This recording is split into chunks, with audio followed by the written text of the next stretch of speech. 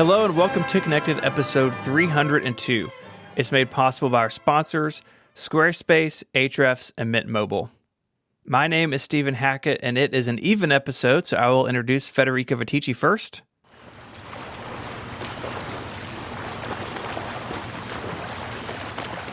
Oh, that's a good joke. No, I don't think this is fair, because I am almost convinced that if I wasn't here, you wouldn't do that. You wouldn't give me my intro. You would just go straight to Federico and then make some joke about, Mike's not here, right? But you still give Federico his introduction. Oh, he's off on the Somewhere Fun. The Federico Somewhere Fun. No, this is yet another slight upon me and the royal household of Keynote Chairmanship. The house that I founded. No, but that's not true. It is true. You just had the Twitter account first. Yeah, that's the royal scepter. No. Don't you know anything about the monarchy? Yeah. Yes, I do. And that's not how it works. Because our monarchy currently has social media accounts. Are you saying that there was no monarchy before the early 2000s? There's no proof of monarchy before then. Twitter is your proof. Okay. No one can delete tweets. Hi, Mike. Hello. Hi. Hello. It's just us. Mm-hmm. And so we're going to talk about the Mac. We are, actually. There are rumors that Stephen said to Federico that we were recording on Thursday this week. So you have his time to talk about the Macintosh, but we'll never know for sure. Well, if an episode comes out tomorrow that's just Federico wandering around about shortcuts, you know what happened. I don't think Federico has a login to the CMS. I should probably make sure he doesn't. I think he has one, but probably doesn't know he has one, would be my expectation. That's how I am at Mac Stories. I can log into Mac Stories, and I'm very afraid to do so. Do I have... No, I used to have access to your website. I don't think I do anymore. You don't anymore. I did some cleaning up, and you were banished. That's not fair. We want to do some follow-up? Yeah. Tell us about Dev Beta 2 for iOS. It's out. I only have it on my iPad right now. There doesn't really seem to have been huge changes, just a lot of tweaks. I don't know if really we're expecting big changes. They've added some new features, some new widgets, some little bits and bobs here and there. Some stuff's been cleaned up. I'm kind of waiting to see if some of the bugs that I've been experiencing have been fixed, but I have not yet re-encountered them, if you know what I mean. One that I was having was the shortcuts widget was just becoming completely unresponsive, and I had to reboot my device to get it to work. So I'm just kind of waiting to see if that sort of stuff kind of has been fixed or fixes itself. But as of right now, I don't know. But I'm pleased to see that the second beta is here because it means that Apple will kind of keep in typical pace, I would expect, from what we would usually think they would be doing at this time of year. Having, what are we, 2 weeks now? It's been 2 weeks since the WWDC, right? Yeah. Sure. Yeah, so we got that. There's, as I say, a couple of icon changes, a couple of widget changes. That's by and large it. There's some stuff like the proof of the default music service change showed up for HomePod, but you can't actually do it, right? Because I think that's going to require an entitlement like email apps and stuff like that. I don't think anything can say it's the default music service. Apple probably have to, say, yeah, you're good. So, there's stuff, but there's nothing wild. Dev Beta 2 is also out for macOS Big Sur, and it's pretty much the same deal. No real big changes. There's some new stuff in Catalyst. Apple Pay can be used in Catalyst apps, which is cool. And the terrible battery artwork is still in system preferences, which makes me sad. How does the Apple Pay thing work? What is it doing? Is it the Apple Watch thing or Touch ID? Yes. Yeah, so it acts just like it would in a AppKit app. Okay. Well, that's nice. Yeah, it's pretty cool. And the battery icon is real bad in system preferences, and they should fix it. They should change it. I feel like that one will be changed because it's been memed. It's people. We're going to talk about some questionable icons in Big Sur a little later on in this episode. I think that I have some that I wanted to bring to the table. Some people were saying that the install process for Beta 2 on the Mac was pretty rough. I had issues with it. I had to reinstall the Beta Pro file and then restart the Mac, and it finally saw the update. That's not that uncommon during these beta cycles. I've definitely seen that in previous years, and so I don't think that's anything to be worked up about. It's just, look, you're running a beta version, you're going to have weirdness. I do want to talk about where we're running the beta. So you said you had it on iOS 14 on your iPad. Are you doing anything else? We're going to talk about it later on, but I have been running Big Sur on a laptop, and I'm really like flirting with putting it on my phone, but I have not yet made the final decision. Like, I had said that I would not do it until Beta 2. Now Beta 2 is here, and I want to, but there's a couple of apps that will be, that I know are going to be a problem. Like, one of my banking apps on my iPad is convinced that I have jailbroken my phone and I'm not allowed to use it. And I typically check this stuff on my phone. So I'm kind of giving it a day or two to see if they will make an update to prepare for the public beta, right? Because I'm sure that they're aware of this kind of stuff and can do so. I'm assuming that it's doing some kind of like version number check or something, and it's seeing that it's not, and because it's not even like, oh, we don't support this thing. It's like, no, you have jailbroken your device, and it's like, oh, okay, you're making some big assumptions here, my friend. So I'm kind of waiting to see if that will be fixed. So maybe I'll give it a day or two. But if I do it, I'm going to go with the dev beta because I want all of my devices, my iOS devices, to be on the same release if I'm going to run it. I'm still planning to not put it on my 12.9-inch iPad until maybe 3 or 4. So I have one device that I can count on. And frankly, the most important device for me at the moment is that one. It's where I'm spending the majority of my time doing anything work-related, because the typical reasons that I wouldn't put the beta on my phone just don't count at the moment. So I'm kind of fine. I'm kind of fine with it. So maybe you gonna, because I know you are a public beta boy. What are you gonna put it on when that comes out? Everything? So I have the dev beta on my iPad mini, and I have the dev beta of macOS on my laptop. Beta. Dave like Beta. Yeah, he's a nice guy, but he always is early to parties. And he trips over a lot. He crashes into things. Bumps into everything. And sometimes he just freezes mid-step. I like that. He falls asleep just like randomly. Everyone's so excited to see him when he arrives at the party, but then he just messes everything up and isn't very supportive. Oh, this is a new breakout character of the program. Dave Beta. Just leave widgets everywhere behind him. So I generally put the public beta on my iPhone, running the Dave betas everywhere else. I'm probably going to put this on my phone pretty soon. Like straight away? Like during the show? No. Like if they release the public beta like on Thursday or whatever. Yeah, probably. You reckon I'll go for it? I think so. Because I'm the same where you are. I'm not going anywhere. The bank app that I need for work works on my iPad in iOS 14, so I feel like it would work on my phone. And I'll probably keep my iPad Pro on 13 anyways, just to have an out if I really run into something completely broken. Yeah, the one thing I do worry about is and this is the issue. I'm already in this problem by having put it on any device, is like the problems that Federico had with iCloud. Yeah. Remember when his iCloud just like exploded and nothing would sync, and he had to have like a reset or something done at some point? Like, that's the kind of stuff that I worry about when doing any of this stuff. But I guess if I've installed it on any device, well, it's too late, I guess. I could see that. I think that's a common feeling. I don't really want to be in that boat, but it's too late now anyway, I guess.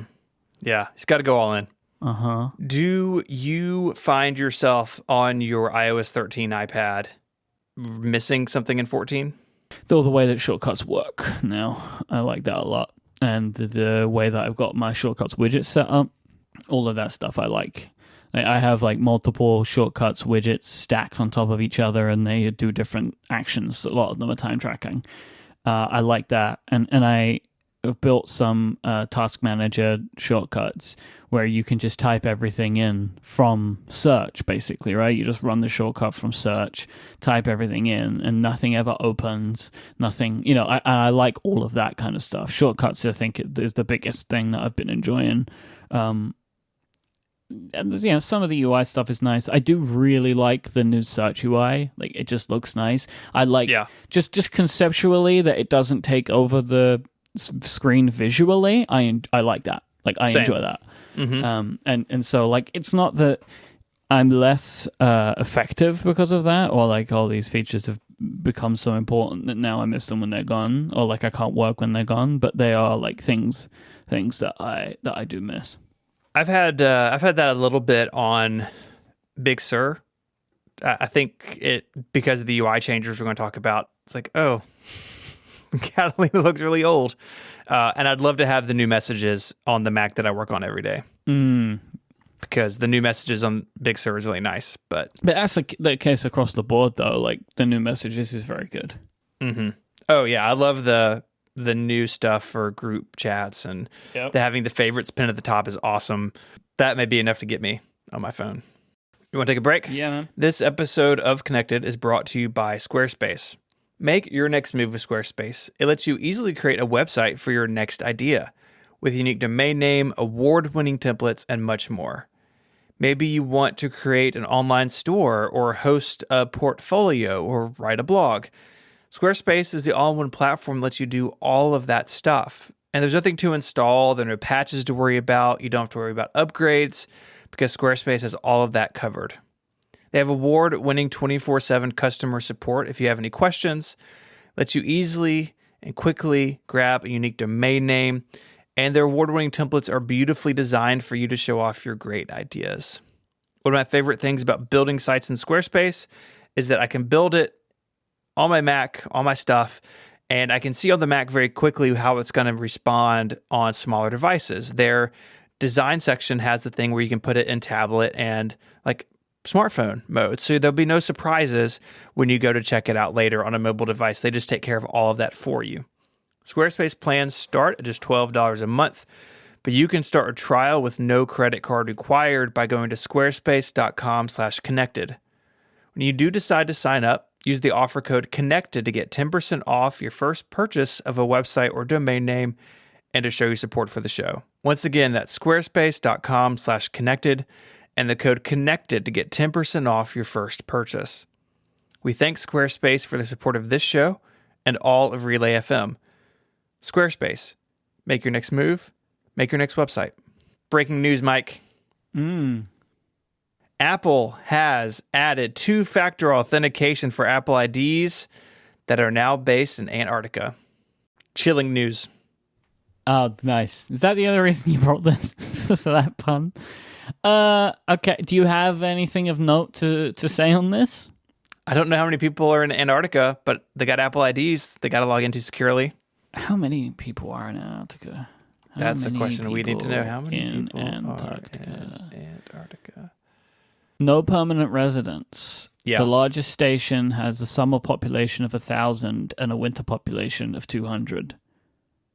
So it can't be a lot of people. The best case of time, maybe like a couple of thousand people or whatever, I suppose. I knew someone who worked at a science station in Antarctica for I think she was down there a year. Really? Mm-hmm. Wait, is it down or up? I don't think we have to address that. I mean, it depends. If the Earth is flat, then I guess it's over wherever you want it to be, right? On the outside edge. Let's talk about the iPhone 12 again. So I have some more stuff about the charger and things like that, but also just... Are we going to throw some ice on that rumor? I'm gone. If I quit now, you have to do the episode on your own. No one wants that. So let's stop, shall we? Okay. No more jokes. You, Myke, I know you're still there. I can see you on Skype.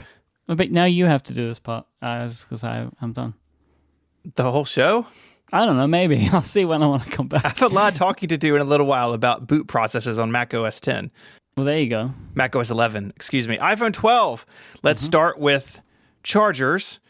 Apple is surveying iPhone owners about their thoughts on iPhone chargers, which is hilarious. Yeah, my kind of feeling on this is like there's a survey for everything. And you know what I mean? Like, I'm sure that there are surveys about, like, do you like the antenna lines on your iPhone? You know what I mean? Like, it could be about anything, but they become newsworthy when you can tie it back to a potential headline. But nevertheless, Apple does want to know if people like their wall charger and or still have it. So maybe they want data. Apple always want data so they can make the decisions that they make, right? Like, that's the thing. But I saw a CAD leak. I guess it's a leak. Somebody had an image of the box insert for the iPhone 12 that seems to suggest there will be no charging brick. I saw this on Mac Rumors. But the thing that is included in this kind of CAD image is two little pockets, I guess, or two little recesses. One where the paperwork would go, so also no headphones, which I think is, honestly, that's the one that no one's complaining about, right? The headphones thing. Nobody is complaining about a lack of Lightning headphones.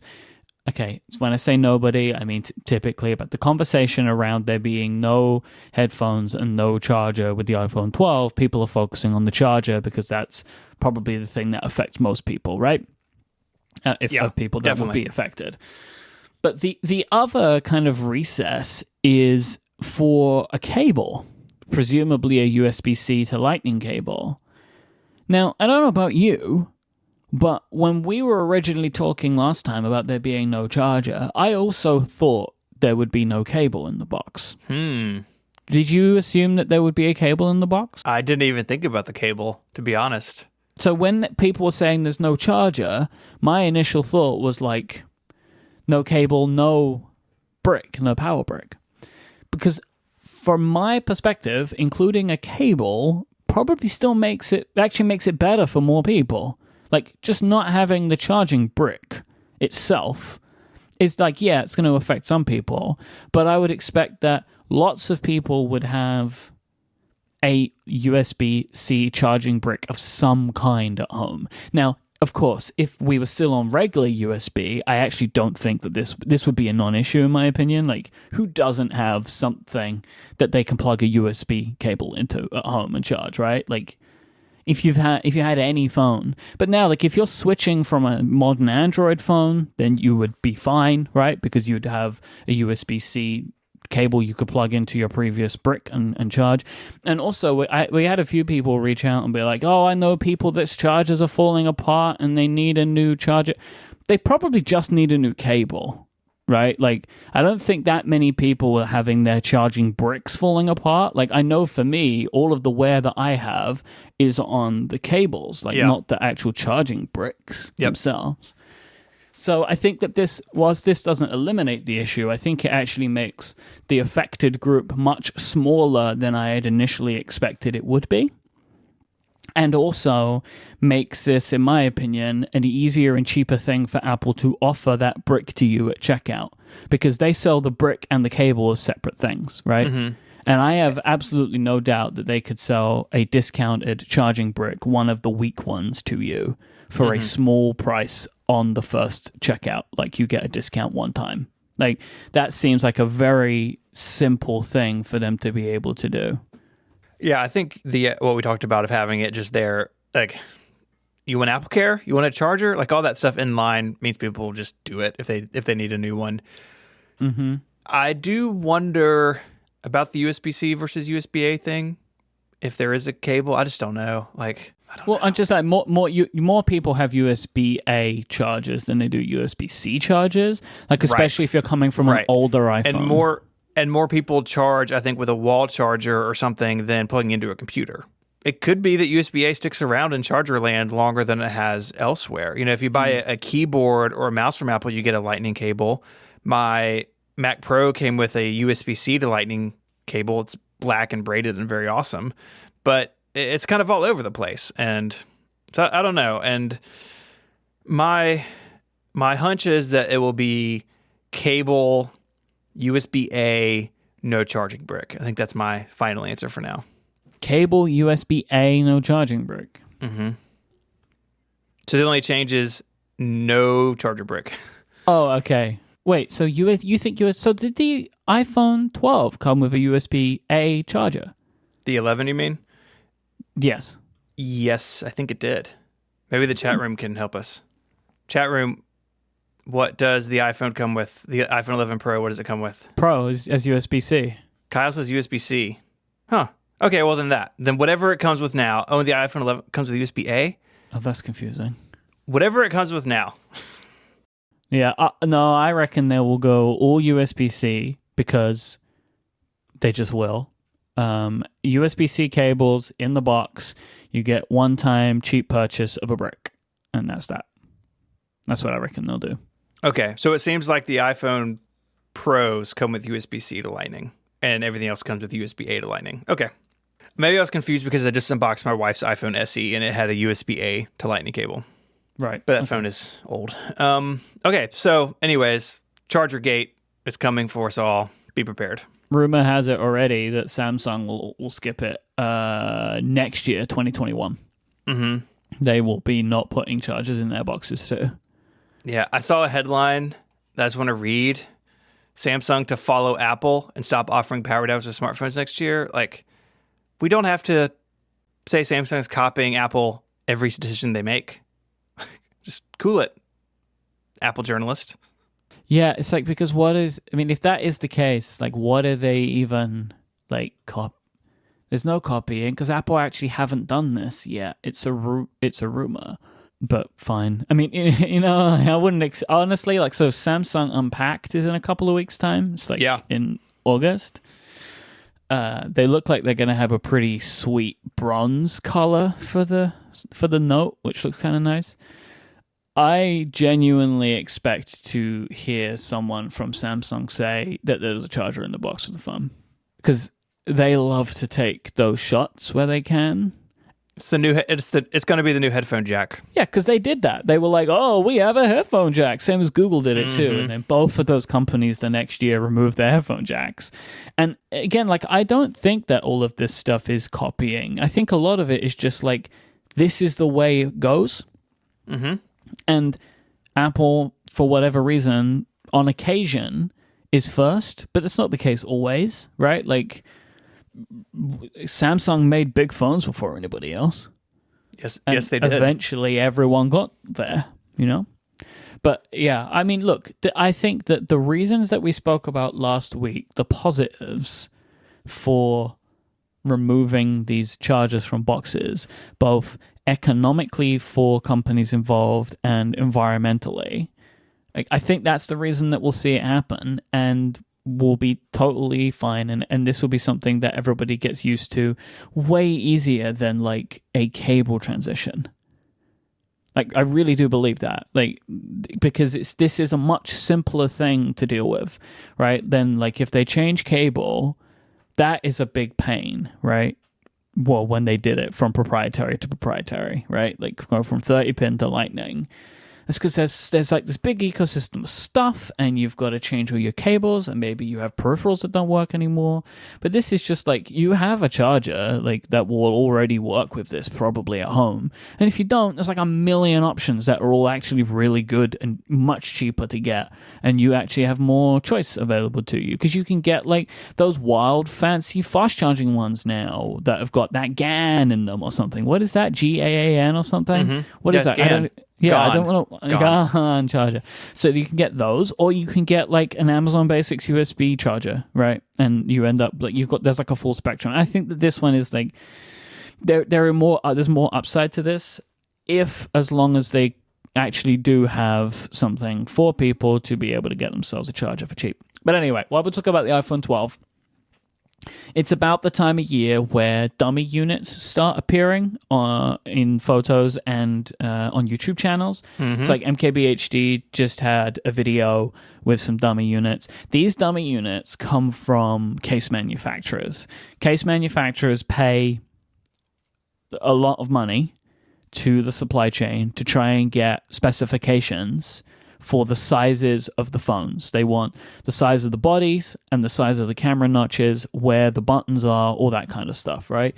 Because then they can start making their cases so they can be ready to sell their cases when the phone is available. It's very important, right? If you're a case manufacturer. It does make me think that Apple should like have some partnerships, right? Like I think maybe they do with Logitech now. But I think maybe they do with Otterbox as well. But it would be nice if there were options on day one that weren't just Apple's options. And so they do it for the iPad. I don't know if they do that for the iPhone, but they should. I think. Carl's is saying, the Gray in the chat is saying Belkin as well. So it's good to have those options. So like that's But anyway, so these devices are then created from the CAD drawings and from the specifications. I don't know, so they can be sent out to people, and also you can like actually see, does this case fit? So it seems like typically there would be a lot of things not final in these because, like, for example, you don't need to know how many cameras there are on the phone. You just need to know the size of the notch. So, like, the dummy that MKBHD has only has 3 cameras on it, when that seems unlikely, right? Like, it really seems likely that we'll get 3 cameras on the LiDAR sensor, because I think it would be very peculiar if they did not have the LiDAR sensor on the phone. Agreed. And I can't imagine them getting rid of a camera. And it's also showing no change to the notch size. Now, we don't know if that's going to happen. There's been rumors on both sides on this, but basically the notch sizing on these devices, it makes no difference about the size of them because it's not what cases cover. Now, I will say, just on the conversation of cases, so what these devices show is the flat sides, the iPad Pro-like design. Mm-hmm. I think I would struggle with putting a case on that this time, because that design looks very modern and cool and nice, and I don't know if I'd want to put a case on that phone straight away, at least. And it should be less slippery than the rounded edges. Maybe. I mean, my problem is not that like phones slip out of my hand. My problem is I drop them, and I don't think that that's a slippery problem, I think I just pick them up wrong, or I just don't grip them right, or I'm not paying attention and I drop them. I think that's my problem. Holding it wrong. Yeah, maybe I'm holding it wrong. But what I wanted to talk about as well is the sizing options of these phones, because there's some nuance here that people may not have got from just watching that video, that I had to do some digging into to kind of really get my head around. Myke has 3 devices, right? But the rumors have been that there would be 4 phones this year. The reason for this is that the rumors are suggesting that there will be 4 phones in 3 sizes. So the iPhone 12 will be 5.4 inches. We'll come back to that. The iPhone 12 Max, which would be new, would be 6.1 inches. The iPhone 12 Pro would be 6.1 inches. And the iPhone 12 Pro Max would be 6.7 inches. So, yeah. I will put a link in the show notes to a Mac Rumors article where they have an image showing kind of the physical sizing of this lineup of phones compared to stuff that we currently have, because it's a little tricky to get your head around this and what it might mean, because like screen sizes don't necessarily equate to physical phone sizes depending on the model that you're looking at, right?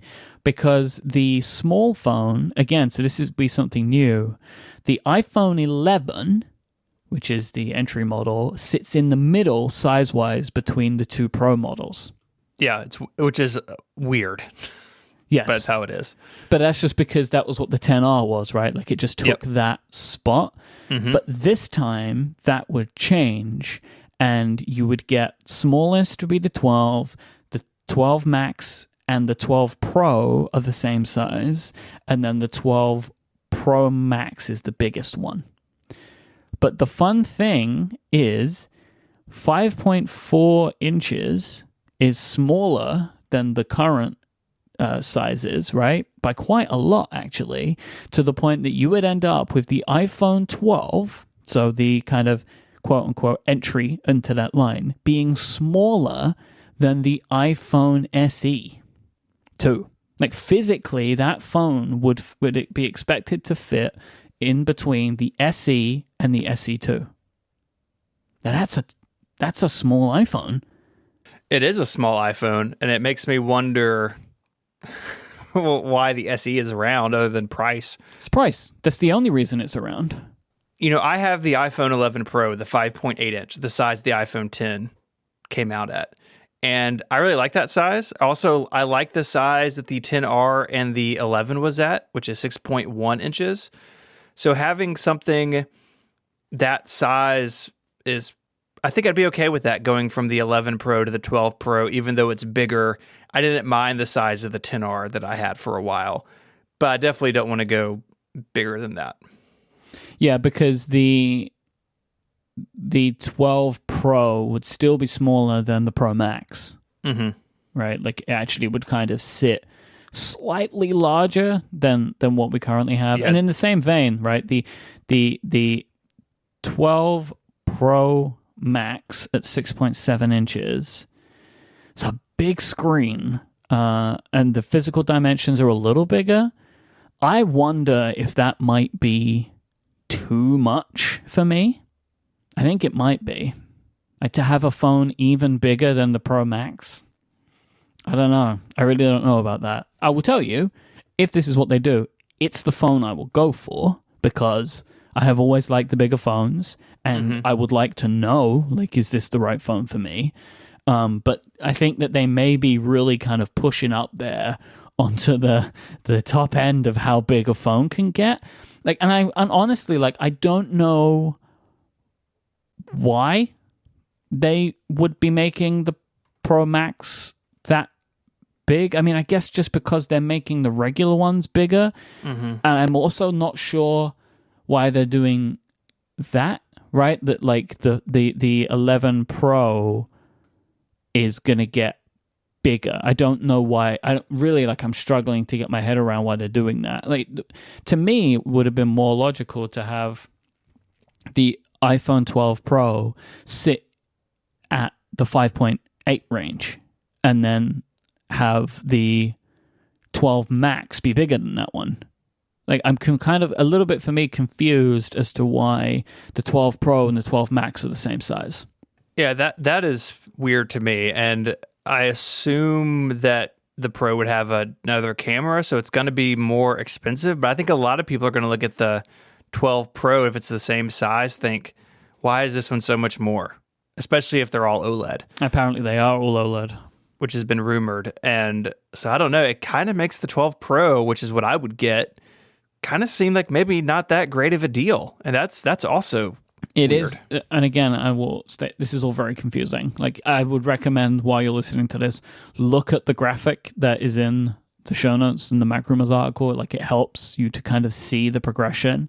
So I will run it through one last time, size-wise, from smallest to largest: iPhone SE, iPhone 12, iPhone SE2, iPhone 11 and 12, iPhone 11 Pro Max, iPhone 12 Pro Max. That's kind of the way it goes up in size now with current and new phones. Yeah. Yeah, I don't know, man. I think it's good to have choice, but I think the choice needs to be really clearly laid out as to why you would make the decisions. And it's difficult for us to see that without the full spec lineup, right? Like, to understand, like, what actually makes the Max and the Pro different. But putting them in at the same physical screen sizes feels quite peculiar to me, especially when they've made the entry phone significantly smaller. Yeah, it's a very peculiar lineup. But for people that want a smaller phone, I'm happy that they will get that in a modern phone. I think that's great. right? Like if you have been the person that's wanted a smaller iPhone and were waiting for the SE and were like, well, I'll just get what they make out of that, and then were disappointed. If you then continue to wait, which you probably didn't, but if you did continue to wait, I think getting rewarded with because the SE has good specs inside of it, but it doesn't have all of the bells and whistles like the camera and Face ID and all that kind of stuff. So being able to get all of that in a smaller phone, that is a cool deal for the people that wanted a smaller iPhone again. Oh, definitely, because you're not being punished with having a Touch ID button. Mm-hmm.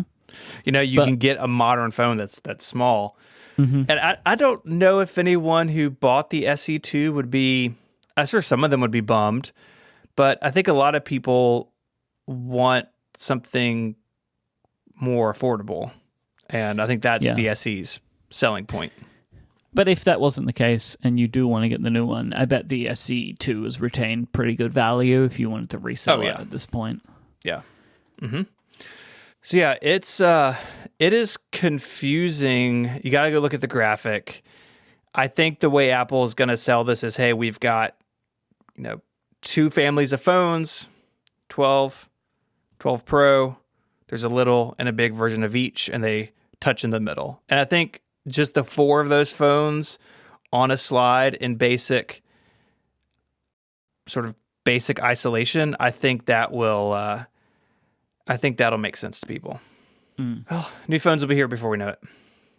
That is the thing that is exciting to me, though. Like that we're in that kind of time of the year.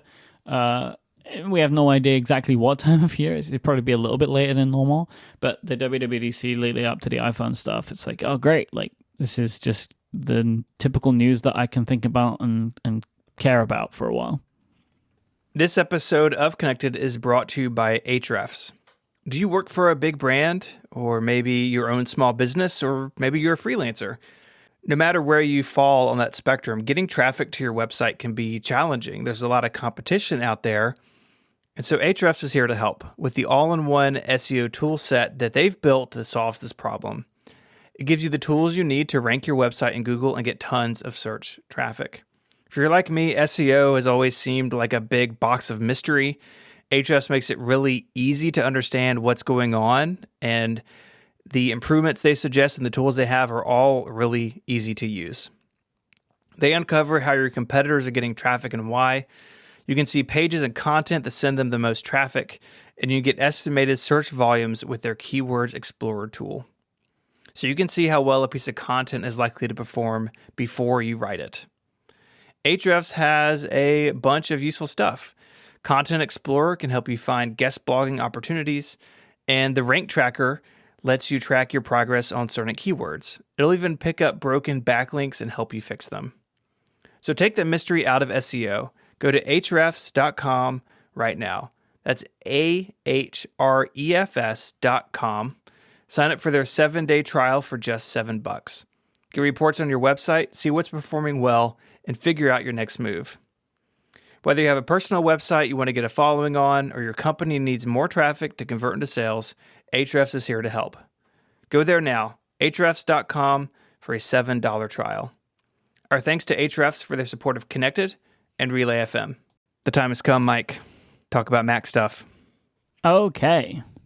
So with Apple Silicon, there are big changes coming, right? Brand new CPU, big architecture transition, and that's always exciting. It's exciting when it's happened in the past.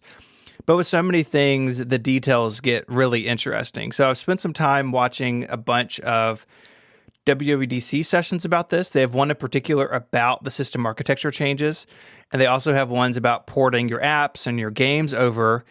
Absorbing all this stuff, you get a pretty good picture of how these Macs are going to work under the hood. So I thought we could talk about that. Okay. Are you excited to learn about unified memory architecture? No. Well, you're going to. There are things that I am excited about when we're talking about this. That's not one of them, because I don't know what that means. Oh, are you excited about kernel integrity protection? No. PCI device isolation? Sure. Okay, we'll get to that. Okay, I'll wait for that one. Okay, that's the it's one coming. I'm really excited about. You're really selling this segment to both me and the listener. Hey, I know there are people like me out there. Mm-hmm. There are dozens of us. Mm-hmm. So currently, basically every type of classic computer, what you think of, has memory for the CPU and separate memory for the GPU. On modern Macs, you can have giant pools of this stuff and data can be shared between them. But on the iPhone and iPad and in the coming Mac architecture, Apple will be going to a unified memory architecture, unified memory system. And this means that the memory is basically a pool for both the CPU and GPU to quickly share data between them.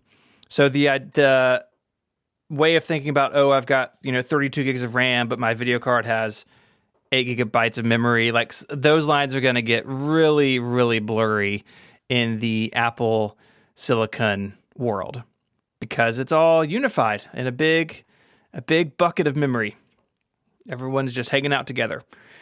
What does this mean for RAM upgrades? I don't know. Like, there's lots of questions about this. Could this mean that there wouldn't be any? Could. I mean, so on most Macs, there's not. The only Mac you can really update the RAM in yourself is the 5K iMac, which looks like it's going to get replaced here pretty soon. The Mac Mini, if you're brave, and the Mac Pro. All the other machines, it's sealed in or even soldered. So maybe it's not a big deal, but it could be the end of memory upgrades on most computers. I would be completely unsurprised if that was the case. Like, I actually just think that's what they will do. Like, this simplifies things for them, and trying to reduce the amount of build-to-order options on the Mac, I'm sure, is like an overall cost goal somewhere. And I really expect that so many Mac buyers now do not make any amendments to this stuff. Or it may be that it is custom order, but it's that is what it is. And the chat room is pointing out that on computers with onboard Intel graphics, it already kind of works this way. It is very similar. There's some slight differences that are beyond my pay grade, but this unified memory architecture is a big change. What it unlocks potentially is if apps are written, especially in Metal, which Apple's really, really pushing, is that these applications can get data around the system way quicker than ever before because they're not having to use a PCI connection in between the CPU and GPU. It's all there in one place.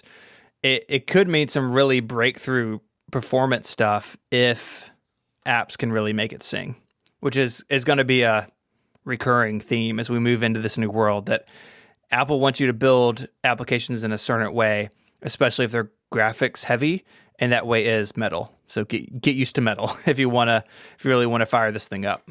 Okay. Are you ready? Are you ready for Metal? Are you going to rewrite your app in Metal? Yeah. Unlike Intel Macs, Apple Silicon Macs will have asymmetric multiprocessing. So they started this on the iPhone years ago, where, hey, we've got 4 cores, 2 are high performance and 2 are high efficiency. Remember this? And they can use the ones that they need at any given time with a mindset towards we want to preserve battery life, but offer performance when the user demands it. So there's this concept of processing your processes within your application having basically identifiers on them to say, hey, I'm a high performance task. The user asked me to perform something. I need to be on the high performance core. Let me go as fast as I can go. While a lot of other stuff, including maybe even in the background, could be relegated to those slower, more energy efficient cores and could just happen whenever those cores are free. Again, developers don't get all this for free. On Intel Macs, every core is more or less the same speed. You have hyper-threading and you have other issues to contend with, but for the most part, Core 1 and Core 3 are the same speed. And so Mac apps now written for multi-threading can just assume that all cores will act the same, and that will not be true on Apple Silicon Macs. And this was a big question I had of how much of what we see in the iPhone and iPad will make it over to the Mac. And this is what I thought about because efficiency is really important on a mobile Mac, right? Your ARM-powered MacBook Air, you would have really good battery life, but something like an iMac or a Mac Pro, you don't really care about efficiency that much. You really want high performance stuff. And so my guess is that Apple will offer different mixes of cores in their different platforms. So maybe a low-end notebook has 2 high performance and 2 high efficiency, where the iMac, 27-inch, whatever, big iMac would have 6, 8, 10 high performance cores and maybe 4 high efficiency cores. Maybe they can skew this one direction or the other depending on the device. And that's a strength they'll have because they'll be controlling the whole thing, which I think is really exciting, right? That they could tune these things depending on what they need.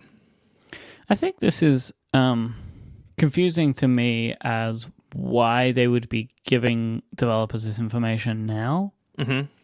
Because, currently, a Mac developer, can they really have that much control over how much power is given to the application?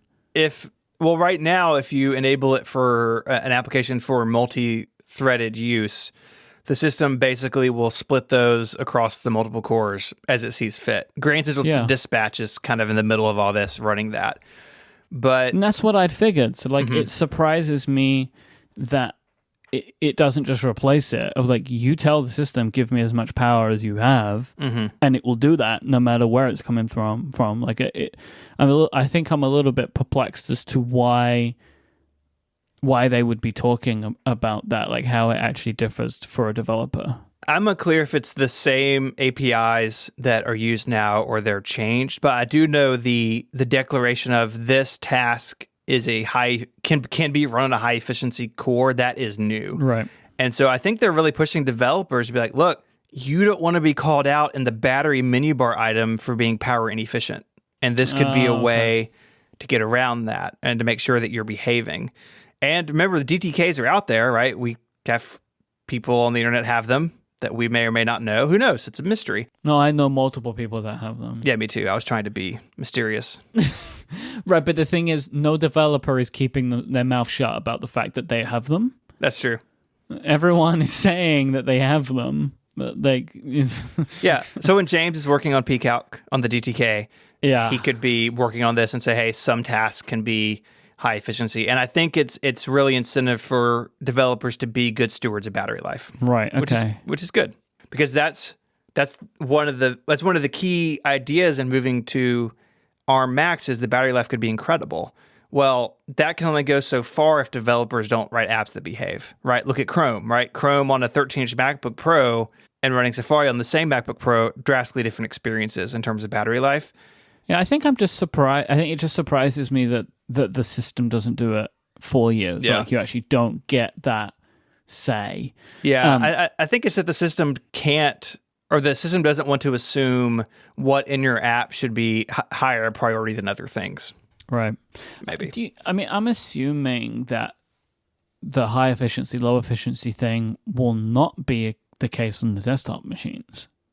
I think they may still have those high efficiency cores, so applications that are expecting them are there, but I would expect the high power cores to vastly outnumber them on desktops. Right. And then on mobile, maybe it's a little more in balance, depending on the application. And maybe the low efficiency cores take the handle of when the machine is sleeping, if things are happening in the background. Right. Things like the what's the name for it? Because the Mac has that, doesn't it? Power nap. So stuff the device can do whilst sleeping. Check your ML, update iCloud. Yeah, I would imagine all that gets moved to a low efficiency core. Yeah. And just can run for 90 days or something on standby. So that's a big thing. This is one of those things, I think, like Grand Central Dispatch, like some other things that they did, like the Mavericks days, that this is going to take time for developers to tune all of this. And the DTK running the A12Z isn't what a real CPU will be like in these Macs. So I expect this to get better with time as developers do a better job at fine-tuning this. But I guess this is one of the good things about the GTK is it does have a chip that has this, at least. The chips that they're working to do have high efficiency and low power cores in that chip. Yep. So that's good at least. So a couple of security things that they're basically bringing over because this is the way that it works on iOS devices, where the system, we'll talk about the boot process in a second, but basically the system is much more protected Right now in Catalina, the system lives on a read-only partition. You can't write to that. In Big Sur, that is then actually signed. And so if anything does get changed, the signature would fail and the OS wouldn't boot or would give you some sort of warning. Now, when the kernel is loaded into memory on these new machines, so this is independent of Big Sur, but on our Macs in particular, once the kernel's in memory, the pages of memory that have kernel code in them cannot be modified. So having kernel injections and these other things that used to be pretty, I mean, in one way obscure, but also really serious security loopholes, those continue to get locked down. It's basically impossible or very difficult to screw with the kernel once you're up and running. Memory serves, they deprecated that a couple of years ago or a year ago, right? Where they were like, stop doing that. Yeah, so they've deprecated kernel extensions. Right. Kernel extensions are being phased out in favor of driver kit, which it runs sort of in the user space. What's interesting, I did not think this was going to be the case. Kernel extensions are still supported in Big Sur on Intel, but they're also supported on our Macs. I thought they may draw the line with the transition and say, wild. Look, if you're running an Apple Silicon Mac, you don't get kernel extensions. They're still there. I think the reason is that a lot of corporate security suites and enterprise tools going to take a while. Rely a lot on kernel extensions, and so maybe they want to keep those around a couple more years for those applications to come over. I might be speaking out of school here, but could they potentially just be running in Rosetta? Kernel extensions, I believe, cannot be emulated, so they have to be recompiled to be native, I think. But Apple says, in no uncertain terms, I wrote this down while watching a session, more friction around kernel extensions is expected as Apple pushes towards driver kit. It's like, just so you know, we're going to make this harder and harder for you as a developer and a user to rely on kernel extensions. And really, it can be really surprising how many you may have running on your Mac because a lot of things use them. I don't like those things. They cause that really, aren't they the thing that causes that super weird gray screen? Is that what kernel extensions do? You know what I'm talking about? When the screen has all that text on it? It's basically like the Mac's version of the blue screen of death. Kernel panic? Yeah, kernel panic. That's it. They can lead to that sort of thing. Okay. But Apple's trying to get all those kind of be written on a higher level than the kernel, because the kernel is the heart of the OS, and it controls things like memory and data allocation. It's like maybe that should just be a sealed off box, and we don't play in that space anymore. One thing that's related to this is your favorite, the device isolation. So on Intel Macs, any PCI device has access to all system memory, and they're going to change that on our Macs. So basically, a PCI device has its own pathway, has dedicated pages in memory, so it can't snoop on other PCI devices. Again, pretty obscure security issue, but potentially serious if it were to be exploited. So they're continuing to lock these things down, which I think on the whole is pretty good. If you run enterprise software, it's probably going to be a pain in the butt. But I think from a user perspective, I think all this is pretty good stuff for the most part. So the boot overview stuff, I'm just going to make this part quick. I just thought it was interesting. Right now, if you have an issue with your Mac, you have to boot up with Command R or Command Option R, and you always have to look it up because it's confusing. Is that the PRAM? Well, PRAM I think is still going to be separate, but to boot into recovery mode or internet recovery mode, all those things, now you can just long press on the power button or the Touch ID button if you have a notebook, and it will give you a new fancy menu and give you the options you have available to you, system recovery, startup disk options, whatever you're looking for. So they're making that a little bit easier because all those boot modifiers have gotten too complicated for most people to remember, including me. There is something that's interesting here. So secure boot has been around for a while. Mm-hmm. That's what tells a machine what it can boot from. Apple says that in Apple Silicon Macs, it is made to support multiple macOS installs and versions as long as they're signed or previously signed by Apple. I don't know what that means. Does that mean an ARM Mac I buy in 5 years, could that run Big Sur? Because right now it couldn't. So it was unusual wording about what versions of macOS could run, even though they're no longer signed. My guess is what it means is if I have a 2024 Mac, I can't run Big Sur, right? But if in 2024 I have a Mac I bought in 2021, I could still install Big Sur on that, even if Apple stops signing it, which is really different from iOS, right? We see these articles every time there's an iOS software update, like 13.5.1 is out, 13.5 has stopped being signed by Apple, so you can't install it anymore. It seems like they're going to give Mac users a little more flexibility here, which I think is good. Is what Mac users want, and if you want to restore an older version of the OS, that should be fine. So that is a little bit of a change. You can now in startup boot security stuff, tell it to boot from external disks, which you can now, but you'd have to turn off some other settings to make it overall less secure. So they've kind of made middle ground there, which is really useful in a troubleshooting standpoint, be able to boot from an external drive. One change here is that they are getting rid of target disk mode, which a lot of us have used. You power up your Mac. It used to be FireWire, now it's Thunderbolt. You run a cable between two machines and you migrate.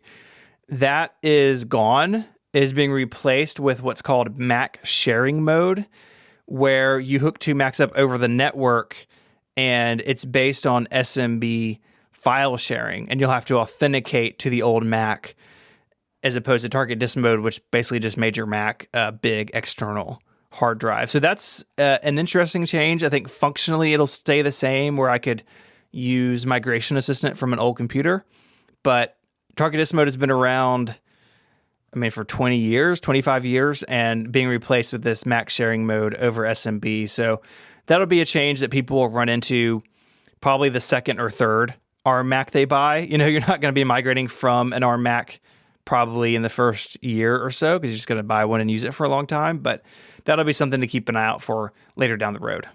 How is it going to work to move to an ARM Mac? So right now, Migration Assistant will work over the network. And I would assume that you could have an Intel Mac in target disk mode and connect it to an ARM Mac over Thunderbolt or whatever the connector is. Yeah. It's just that the ARM Mac itself can't go into target disk mode. So I think going to an ARM Mac will be just like going to another Intel Mac, but going from an ARM Mac to something else may be this different process in the future. Okay. I like the name though, Mac sharing mode. It's a nice name. It's better than Migration Assistant. Yeah. Or target disk mode, like no one knows what that means. That's even, but like that's like it's like a whole other thing. One last thing in talking about the startup and recovery changes, a couple things. Right now, in the full or reduced security things, which tells the Mac, hey, can I boot from an external disk, etc. On Intel Macs, that is set to the system-wide setting. So if I say this Mac cannot boot from an external drive, it can't. There's no way around it. Okay. If you're on an ARM Mac, you can set these settings per version of macOS. So if you are running macOS Big Sur and whatever comes after it, you could say, my new OS cannot boot from an external drive. It has these security parameters. The other OS can have different security parameters. Right. In my mind, I can't think of a great example of why someone would want that, but it's an option now. Clearly, Apple has some use case in mind here. So that's a change. To go into that reduced security mode, it does let you run those older versions of macOS.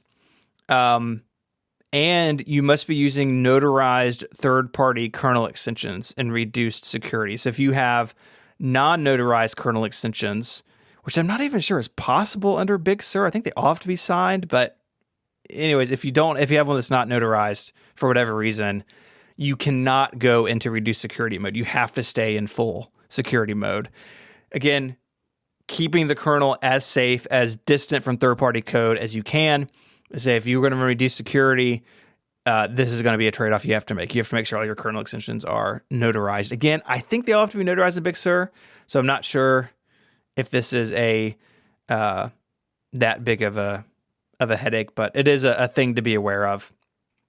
And the Chat room is wondering if system integrity protection can be disabled on ARM Macs. I have not seen anything saying that specifically, so I would assume that it works the same way as the Intel Mac does, where you can turn off SIP if you want to, but you shouldn't. At your own peril. Yeah, I don't do it. I want SIP on. So, well, I turn it off on every Mac. Come on. Just like, who needs the integrity of the system? Not me. Yeah, the flat earth of security settings. Just get that thing taken care of. If there's one thing I can keep secure, it's my Macintosh. I don't need it. So there's that. Lastly, macOS recovery itself has been around for a long time. If you need to reinstall macOS, there's like a secret version of it on a volume on your Mac, and you can reinstall it. On Intel Macs, you can always fall back to internet recovery, which maybe you've had to do, some people in the audience have had to do. If you replace the disk or you completely wipe it, you can boot up again with some secret combination of keyboard commands and basically install macOS from Apple over the internet. It's slow, depending on your internet connection, but it's your fallback if your internal disk has been completely formatted. Now, on Apple Silicon Macs, they're adding another option called system recovery. So if your macOS install is broken, you have macOS recovery to reinstall it. If you've done something where the macOS recovery is also broken, now you have system recovery. This lives in a separate hidden container, so it's not really listed anywhere. I think you can see it in terminal if you start probing around your volumes, but it's not like mounted anywhere for the user to see it. And it is a minimal version of macOS that can reinstall macOS recovery and macOS. Like, you have this like third level backup of, if you've really done something terrible to your install, there's like another way you can get back up and running. If you did something bad, there's this. If you did something bad to that, there's this. Uh-huh. If you did something so bad that nothing else exists for you, we also have this one. Yeah. It's macOS all the way down. Apple Configurator 2 will also continue to be supported. You need that right now if you install a new, like say you updated the SSDs in your Mac Pro. I linked to the knowledge base article about this. You have to use Apple Configurator 2 to like repair the SSDs to the T2. And anyways, Apple Configurator 2 will still be around on ARM Macs. Again, this is also a tool using the enterprise to recover machines under certain circumstances. So that's still there as well. They're just giving people more flexibility and more tools to manage this, which I think is cool, because a lot of us thought, well, dang, ARM Macs are going to be more locked down in these ways. And in some ways that's true, but in other ways, Apple's making them more livable for people who need to recover or to troubleshoot things, which I think is great. This transition is going to create a lot of work for people in support roles for Macs. Yes. There's like a lot to learn, because it's like you must retain all of the current knowledge for many years to come. And then there's also these really different ways that things work, which in a lot of instances will be counter to your ingrained knowledge of how this stuff works. Yeah. I think that's kind of, I mean, it makes sense, but I think it's still something worth stating that there's a lot happening. Well, and Big Sur itself even works differently on Intel and ARM Macs, because you can run iPhone and iPad apps on the ARM one. So it is just all over the place. I agree with you. You know, I've got plenty of friends who support a bunch of Macs for a living, and it's like, y'all are going to have a fun time when these start showing up on your shores. This episode of Connected is made possible by Mint Mobile. If you're still using one of those big wireless providers, have you asked yourself, what are you actually paying for? Between expensive retail stores, inflated pricing, hidden fees, you're being taken advantage of because they know you'll pay. Enter Mint Mobile. Mint Mobile provides the same premium network coverage that you're used to, but at a fraction of the cost, because everything is online. Mint Mobile saves on retail locations and overhead, passing those savings directly to you. It makes it easy to cut your wireless bill down to just $15 a month. Every plan comes with unlimited nationwide talk and text. And with Mint Mobile, you'll stop paying for the unlimited data you never use. You can choose between plans of 3, 8, or 12 gigabytes of 4G LTE data a month. I popped a Mint Mobile SIM in my Android phone, a phone that I don't use very often. I don't need a lot of data on it, and so it's a perfect fit. You can use your own phone number with any Mint Mobile plan and keep that same phone number along with all your existing contacts. So it's time to ditch your old wireless bill and start saving today with Mint Mobile. To get your new wireless plan for just $15 a month and get the plan shipped to your front door for free, go to mintmobile.com/connected. That's mintmobile.com/connected to cut your wireless bill to $15 a month. Our thanks to Mint Mobile for their support of the show and Relay FM. So, Myke, you said that you've been running Big Sur on a laptop. I'm very curious to hear what you think about it. Yeah, or Big Sur, as our friend Quinn Nelson says. Did you notice that in Quinn's video? It's really weird. So I was looking in the comments. So, friend of the show, your co-host on Flashback, Quinn Nelson of Snazzy Labs, made a great video kind of showing off a lot of the UI changes and stuff in Big Sur, which I liked it. It was a very cool video, actually. Really nicely done. But Quinn was calling the operating system Big Sur, like that, right? Something like I'm trying to... Maybe you can actually... Can you clip it and just put it in here so people can hear what Quinn was saying? I've been using the macOS Big Sur beta, excuse me, partner, Big Sur beta on my Mac Pro since Monday. Looked in the comments, and Quinn was saying that he is pronouncing it as it would be in Spanish, and Sur is Spanish, so that's why. He spoke Spanish. He lived in South America for a while. Yeah. So maybe it's still like... I know he is a native Spanish speaker. Yeah. Or at least a fluent Spanish speaker. Yeah. So that would be why. But it's, it's like it's one of those things where I was laughing. It's like, Quinn, you may be like technically correct, but you are going to be the only person speaking English who calls it this, right? Like no one else is going to do it. But I implore Quinn to fight the good fight on this one and just soldier on, just you can be the Big Sur guy or, however you want to say it. Well, we had that with Mojave, right? Mojave. I mean, I know John Syracuse is on a rampage, a tirade right now about where the emphasis should go in that. Who knows if anyone's saying it correctly? This is the fun thing of macOS product namings. They're very hard to get consistent now. It wasn't so much of a problem when it was cats. I don't know. Steve Jobs said Jaguar in a really weird way. This is Jaguar, the next release of macOS 10. We're officially announcing it today, version 10.2. It's going to look like. It's the most beautiful CD we've ever made. Pixar rendered the fur, by the way.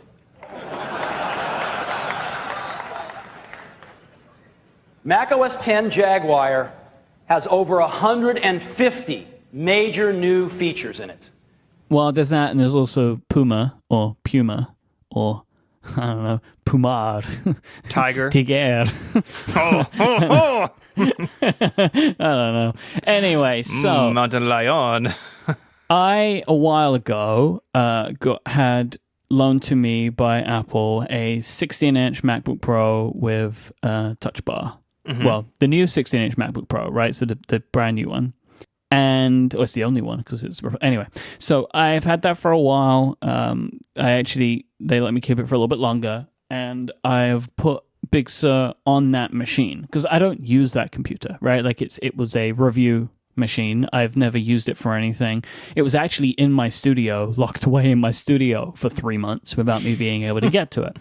But I went to the studio last week and picked up the laptop and I've put Big Sur on it and I've used it for a few hours, right? Like over a couple of days, which is enough to get some kind of first impressions, but I'm not planning on doing anything significant in it. Like I played around with it. I actually wrote my notes for this show whilst using it, and just kind of seeing what it would be like to poke around and then also just to do some typical kind of like non-recording work on that machine. And I have like a list of things that I wanted to mention that of the areas you've heard of, but as is typical with me in these sort of situations, I have differing views to your typical technology podcaster. So point number one on that is I really like the new icons. I think the app icons look fantastic. There are some weirdnesses at small sizes. So I am a left dock person and have quite a few apps in the dock. And so they get quite small. And like system preferences looks really weird when it's small because they've added quite a lot of shadowing and darkness into the gears. So it looks very dark, the icon. But the funny thing about that is all of the worst iconography in Big Sur lives inside of system preferences. Like the screen time icon is very bad. Obviously that battery icon that everyone knows about. Did you put in here that there's something that isn't Retina in there? Yeah. The icon for the notification preference pane isn't Retina. Okay, that's good. That's great. I assume we're going to get a new one of those. But yeah, it is funny to me how like most of the offenders are in there. But I feel like that's maybe always been the case. There's always been some like strange icons inside of system preferences. Mm-hmm. Because it's one of the only places in macOS that actually has visual iconography made by Apple. So you have a higher hit rate. Like I can't think of anywhere else in the system where Apple has drawn a bunch of icons and put them there, other than the app icons, right? Yeah, it's their chance to go in there and go wild. And sometimes they go a little too wild. Obviously with the icons especially, and the fact that everyone's talking about icons and icons are such a big thing, this is naturally reminiscent of iOS 7 because that was when all of the iOS things changed, right? Like all of the iOS icons changed with iOS 7 and they initially went way too far and then over the beta period kind of tightened that up a little bit. I don't think we're at that level. I think the tweaks that need to be made or tweaks that will be made will be much smaller, especially with iconography. But I think I was thinking about this and we were talking about this in Connected Pro as well before we began today's episode. You can get Connected Pro at Connected. Is it connectedpro.co? That's the URL, right? Connectedpro.co. Get Connected Pro. Get Connected Pro. No, it's connectedpro.co. You don't even know. It's in the bottom of the document. I literally just loaded it. Get connectedpro.co. Oh, yeah, because I requested you get both of them for the exact reason of what's happening right now, which was I would say get connectedpro.co. So I said to you, hey, get that second URL, but the canonical URL for Connected Pro is connectedpro.co. Anyhow, so that's not as confusing at all for people who wanted to sign up.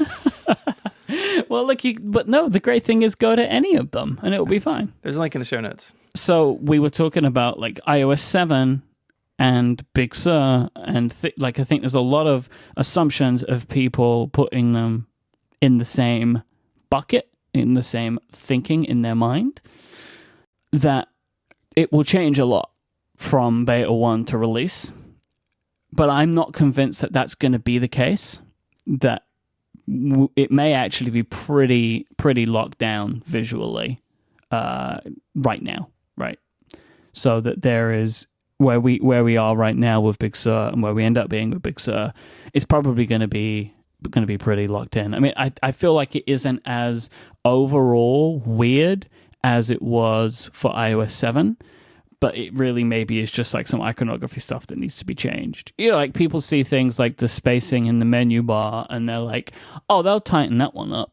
When no, they're not. A different school of thought would say, no, there are very specific reasons why that's your the way index it finger is. being Yes. the reason. Yeah. Yeah, I think the icons are more or less here to stay. I think the bigger change for me, other than the design, is that they want to conform them all into the round rect shape. And that just makes me a little sad because I think Mac icons are really cool when they were cut out shapes and all varied and mixed up. And they're trying to downplay that. They've definitely done that with all their apps and utilities. Like just look at the utility folder on your current Mac. Almost all of those icons are different in Big Sur to conform to the new shape and size, which is a bummer to me. Why? Because there's a rich history of Mac icons being fun, different shapes. Like right now, I've got Devon Think. It looks like a shell. I've got circles. I've got Reader, which is a cube. I've got Audio Hijack, which is a little bottle. It means I can spot them very easily. Didn't they say that they can jump outside of the round rec? They just want it to have a round rec? Yeah, but it still makes me sad.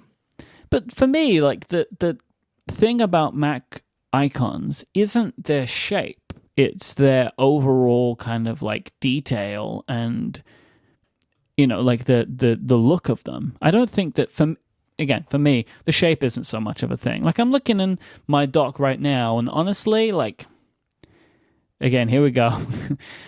I think that it's messy to have them all be different shapes.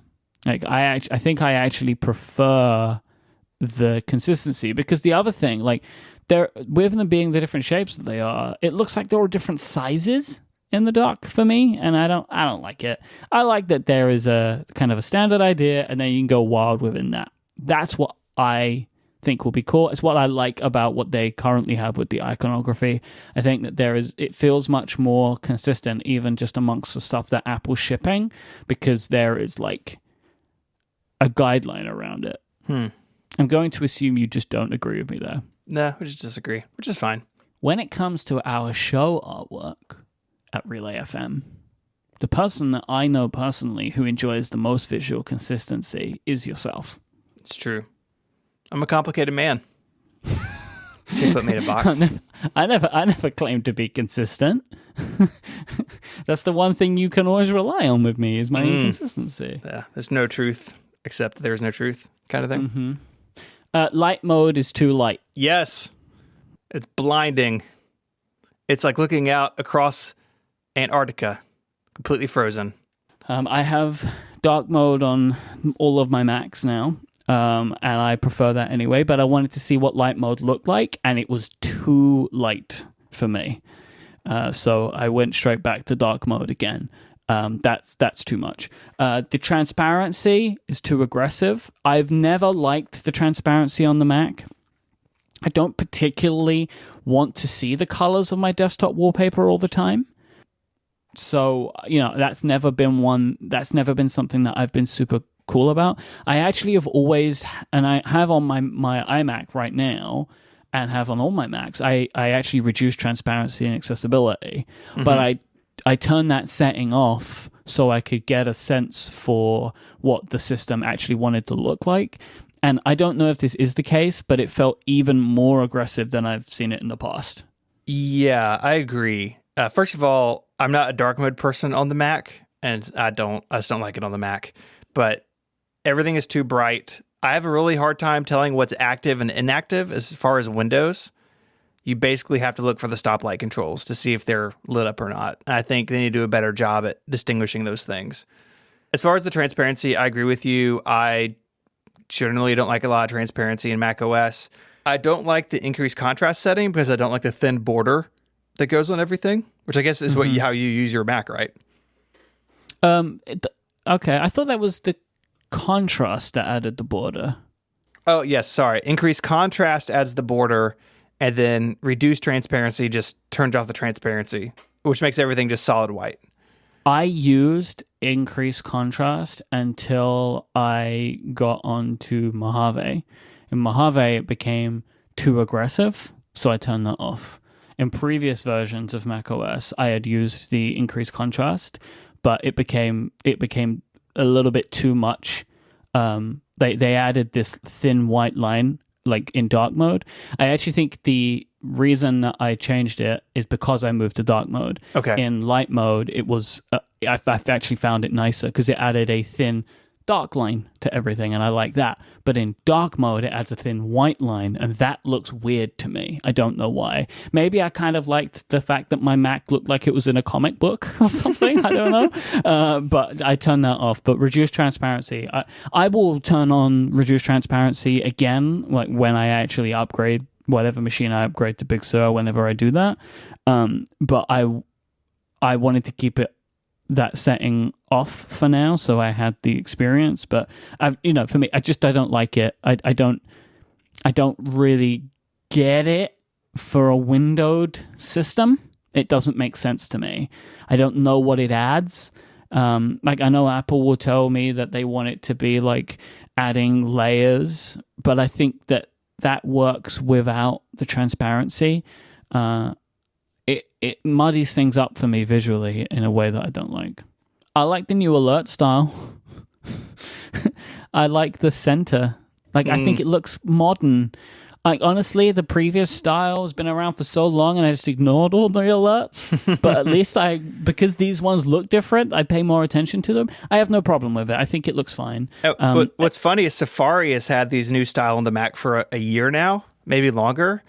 And so if you haven't seen it, it is a white, semi-transparent, round rect box centered in the application window. And what's supposed to happen is the application window dims. And so the alert stands out more. Right. That is very broken in the beta. Some of Apple's apps do it, some of them don't. But that'll be the overall style. Again, matching what iOS and iPadOS use for their alert styles and what they've used basically since iOS 7, right? That centered white box. Yeah, I've come around to it. I do think the other system was old. I think this is one of those concessions to, hey, there's a lot of iPad and iPhone apps coming over, and it's really going to be weird if alerts look one way in one type of app and another way elsewhere. And so they just made them all the new style. Might as well. Yeah, I don't love it, but it is. I understand why they did it, and I can get behind it with some time. I really like the rounded corners on Windows. Okay, just feels nice. Again, like the difference sometimes just adds to the idea of the modern feeling that it being different. It's very, very, very clear that future Macs are going to have rounded corners, because when you put a window in the corner on the bottom, you get these like little pixels peeking through, and it's like there's no way that that's what they're going to keep, right?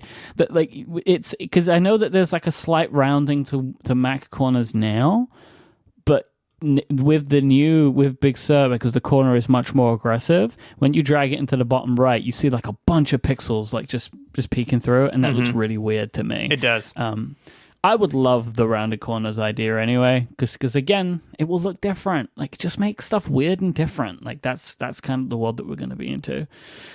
One of the things I do like about Big Sur, which comes in a bunch of ways, is visual consistencies. So the widgets being the same, like visual, and they are actually the same. They're all Swift UI, right? I like that. I like that they look the same.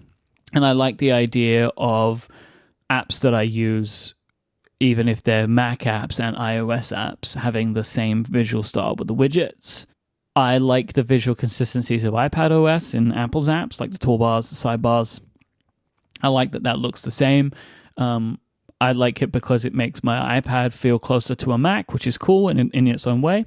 But also, so these applications, I feel more at home in them no matter what device I'm using, and I don't have to like rethink every time. I like that. The same way of like messages, having the full experience. This has taken way too long. Like using it now and getting all of the same features and it actually looking the same as other platforms is almost like, it feels surprising now, because I've been so used to, as everybody else has, with messages lagging like multiple years behind on the Mac. So I'm very happy that they have given messages the catalyst treatment, so this won't happen anymore. I like the new look of Safari. I really love that tab preview. It's really cool. You want to explain that to people? So basically now when you hover over a tab, I mean, they've changed a bunch of stuff anyway to kind of make the tabs bigger, so you can tap on them with your finger probably, and like visually more appealing, and they all by default have like colorful favicons. But now when you hover over a tab, it like pops down and shows you a preview of the window itself, which is just a nice way to visually work out what you want to be looking at without click, click, click, click. Oh, that's the tab that I want. If you are a person who has lots and lots and lots of tabs, especially when the text disappears because you have so many tabs. So yeah, overall, I would say I am very excited about the visual design of Big Sur. It is, as I expected when I first saw the videos, more akin to my own personal styles, which have been informed by a heavy usage of iOS and iPadOS over the last decade. It's very clear, right? Like, I have moved away from the Mac as my personal favorite primary platform, so have become indoctrinated in many ways into the ways that iOS-based devices work. So having some more visual consistency coming into the Mac, along with iOS and iPadOS applications finding their way into the Mac as well, I think is a good thing. Now, what I also really appreciate is that they are not doing anything to undermine the Mac's power when they're doing this, right? Like, the Mac is still as powerful. They're not taking big features away. They're not changing how the Mac works, but they are, quote unquote, modernizing the visual design. Now, you can either like or not like it, but you cannot deny that it is more modern, because a lot of the things they've changed have been the same way on the Mac for a very long time, right? And they are now making some of these changes to fit the design they have on their newer platforms, which now are also getting old, but like there's only so much they can change at once. I think this is a good thing, and my hope would be that along with stuff like Catalyst and Swift UI, they will actually keep the visual design of the operating systems closer together and in lockstep from now. I expect to see that, yeah. Because if they make big changes to iPadOS and then the apps change visual style, but the Mac operating system doesn't change to match it, that's going to look even weirder than it ever did, right? Because then the applications will start to look new in what will look like some kind of rickety old house or something. So my hope would be that from now, all of this stuff starts to move forward together, where I think it's pretty clear that even with the changes that Apple have made to the Mac over the last few years visually, it hasn't gotten that much more modern feeling. Mm-hmm. Like, it still feels undeniably like macOS 10 or OS 10, but just a modernized version of OS 10, where I would argue that Big Sur in a lot of ways doesn't feel like OS 10 anymore, but I think that's for the best. I mean, if they didn't, I apologize. If they didn't keep moving that forward, then the point of this would be wasted. Right? The whole idea is these apps should work across as many platforms as they're available. To make that feel consistent to a user, they'll have to look the same and work the same, which is why I think touch is coming, which we've spoken about. But it is, it's a big deal, and I think it is. I think this is just the beginning of all of Apple's platforms, at least iPhone, iPad, and the Mac, becoming much more lockstep than they have ever been in the past. As a side note, I got to try out Sidecar for the first time. I've never used it because I don't have a Mac that runs it. Well, that I've used. Like, I think my Mac Mini does, but I've never tried it. But anyway, I tried out Sidecar. Why doesn't your iMac Pro? Oh, because you're on High Sierra. Yeah. No, I'm on Mojave. Oh, okay. Right, because Sidecar is a Catalina feature. That's right. It's fantastic. It is incredibly smooth. I was so surprised how well it worked, how good it looked. I think that they add way too much. I used it on an 11-inch. This kind of sidebar on the left is way too large. Like, where I think it's like where you can hit a bunch of buttons and like... I turned that off because... you can turn it off? Yeah, in system preferences on the Mac, you can change sides that it's onto. Yeah, because that's the thing. Like, I couldn't work out where the settings would be, right? Because it's like, obviously they're on the Mac, but like I was thinking, like, what I want to change is what's on the iPad, and there wasn't obvious settings, so I didn't think to look on the Mac. It's kind of a weird thing. Super weird. Magic Keyboard or Magic Trackpad Keyboard Folio. What is the Magic Keyboard for iPad? Mm-hmm. Can use the keyboard, not the trackpad. That just feels like feature got out of sync, and I'd imagine that'll get very peculiar to me. Because like, or you on iOS 14 on that iPad. Yeah. And it's not fixed? It wasn't. Yeah. That iPad is on 14 and the Mac was on Big Sur and it wasn't working. I don't know. Because like the thing that is weird to me is I use Screens by Adovia and I can use my trackpad and keyboard with that when using a Mac, right? So that works. So it was just surprising to me that the Apple solution, I know they're different products, but like that Apple hadn't found a way to make that work was very weird to me. I would then be over here and I'd be typing, but then I would need to go back over here to, I don't know. Because for me, because the product is in its keyboard case, when I'm looking at that screen, I am inclined to use the keyboard attached to it, right? That's just how I think, right? Because I've already turned around to look at that machine. I'll just use the keyboard and then try and use the trackpad, and that doesn't work. So they need to fix that. Super weird. But Sidecar as a product, it's fantastic. Like, that is a super, super cool device. Like, use for the device if you have both of them. Really, really awesome. I hadn't tried it before. Really loved it. But yeah, Big Sur gets a big thumbs up from me. I'm into it. Like, I can see myself upgrading to it. Like, because I mean, there's a lot of stuff going on in there which is interesting and useful, but I actually want that version of macOS on my devices, which is not a thing that I have felt for a while because there hasn't been anything enough to entice me. And then also have to deal with the problems that I may have to deal with. So, I'll give it a little bit of time to shake out, most likely. Make sure everyone I know that uses the same gear that I use can get all their stuff done properly.